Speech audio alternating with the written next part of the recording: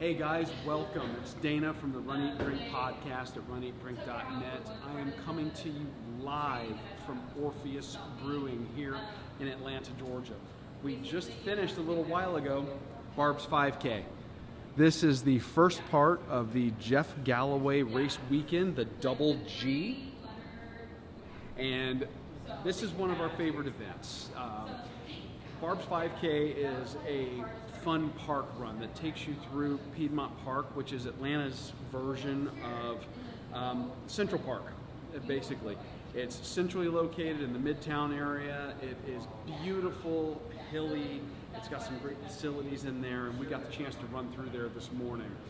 What's great about that race is it starts right outside the park, it ends right outside the park, and then right across the street, just about, is Jeff's run shop, Fidipides.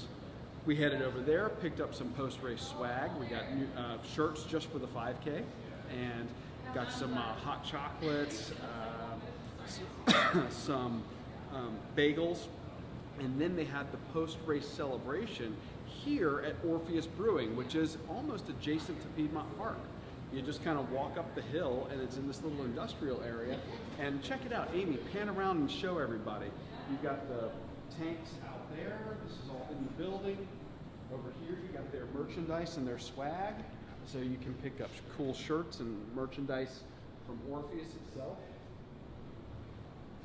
These guys are doing some local distribution as well as brewing for their own stuff internally. But I mean, they've got cans, all of their glassware. It's a really cool space, and you're talking about some brewers that are doing some amazing stuff. In fact, we're going to talk about some of that right now. On tap right now, 16 beers here, and 15 more beers over here. 31 beers on tap, and these are all brewed here. They are very big on barrel-aged beers here, and I believe, talking with one of the beer tenders, they have almost 400 barrels in their rick house that are aging right now. That's incredible. You're talking about just a massive amount of beers that are coming of age and getting ready to be served, and we're going to try some of those right now. Come on over here. Don't be surprised, okay? I'm not doing shots. These are beers. Here, let's get around over this side. So, these are 2-ounce pours that they offer of some of their more exotic barrel-aged beers. And yes, these are all 4 very different beers. I'm going to do 2, and then 2 of these are going to be for Amy to do over on Instagram in a little bit. The 2 that I chose, let's see, I went with the one that's number 23 out of 31 here, is the Ye Who Enter Here. Ye Who Enter Here is a bourbon barrel aged stout. So you take a look at this here. There is absolutely no light passing through that. It is as opaque as you can get. I can hold it up to the light. There's nothing going on as far as light passing through it. You can smell the notes of caramel and vanilla coming off of that right away. This clocks in. They're not playing around. This one clocks in at 14% ABV. 14%. So I'm going to take a little sip here and see how it goes. And I'm drunk. No, I'm kidding. No. Come on. But super smooth. The barrel aging on this, the bourbon barrel aging specifically, they age on all kinds of barrels, from wine barrels, bourbon barrels, rye barrels. This is specifically a bourbon barrel aged stout. This very strong notes of caramel and vanilla. A lot of sweetness. This has a lighter body than some of the other stuff that we've tried here, but it is still, this is a substantial beer, 14%.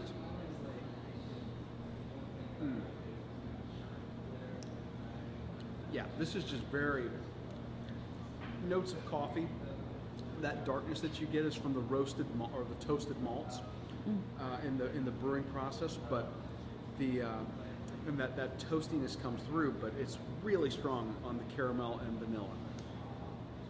Fantastic. They only do a 2-ounce pour, and I believe, a 6-ounce pour. Yeah. So you can't get a whole pint of this anyway, and that's for the best. That's probably good. That's them looking out for you. Yeah. Because you could get yourself into trouble.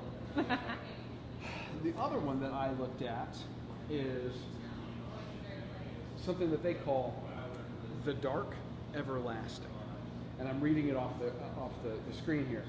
This is also a bourbon barrel aged stout, but this one is aged between 14 and 39 months, and they age it on black coconut and vanilla beans as well. So, what you're looking at here, basically as it was described to me by our beer tender, is something that really gives you almost a flan characteristic, or a flan characteristic when you're drinking it. You can smell a little bit more of the vanilla right away.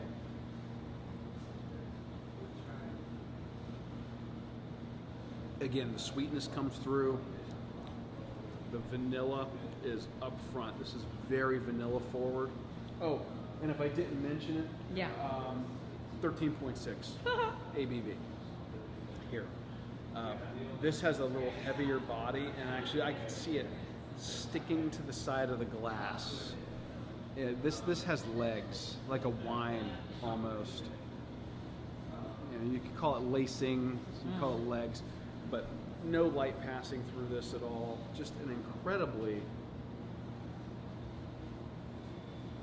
sweet, delicious, full-bodied beer.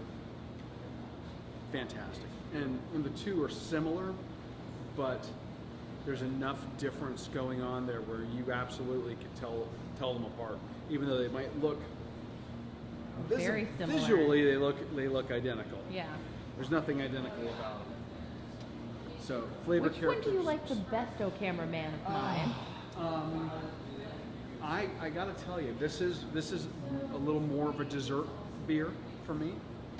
So I might default Ye who to enter here. no, the everlasting. No, the everlasting. Yeah, the dark everlasting. The Ye Who Enter Here is just your bourbon barrel aged stout. Okay. Oh, I'm sorry. Well, this one has chilies, coffee, and vanilla, but this one is much more subtle. There's no heat. There's no lingering heat, anything like that. But this one's lighter in body, and I think more drinkable, more approachable.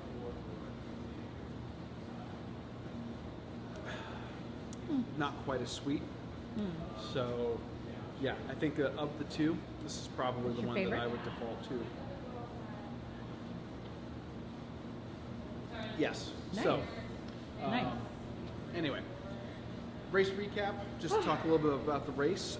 We had great weather today. It was in the high 40s to low 50s when we started. No rain, unlike last year where we were trudging through a pretty steady downpour. Yeah. Much warmer Yeah, it was. by comparison. So this is all that I wore during the race, so I didn't have to worry about putting a jacket on or anything like that. And yeah, just a great run through Piedmont Park. We got to see dogs at the dog park. We got to see all our fellow runners out there just having a great time. And this is one of the best aspects of coming up to do the Jeff Galloway race weekend, and we can't recommend it enough. If you're thinking about coming to the Atlanta area for a race and you want to do something in the fall or into the winter now, or it's December, this is one to really consider. The Barb's 5K on Saturday, Jeff's race tomorrow on Sunday. Great way. You get some bling as a result of that. You get a little finisher's medal. And very nice job with the ribbons. So can't recommend this race enough, and we absolutely cannot recommend Orpheus Brewing enough. So whether you're coming to the race or not, you should definitely come check these guys out here at Orpheus Brewing. So for now, this is Dana from the Running Drink Podcast. Hit us up on social media at Running Drink Podcast on Facebook and Instagram, and Running Drink Pod on Twitter. You can always go to runeatdrink.net for all of our content. Check us out over there. Make sure that you like and subscribe in Apple Podcasts. So Amy's going to be doing her 2 beers over on Instagram in a few minutes. So check us out over there and chime in and say hi. So till then, or till tomorrow at the race, it's Dana. Talk to y'all soon.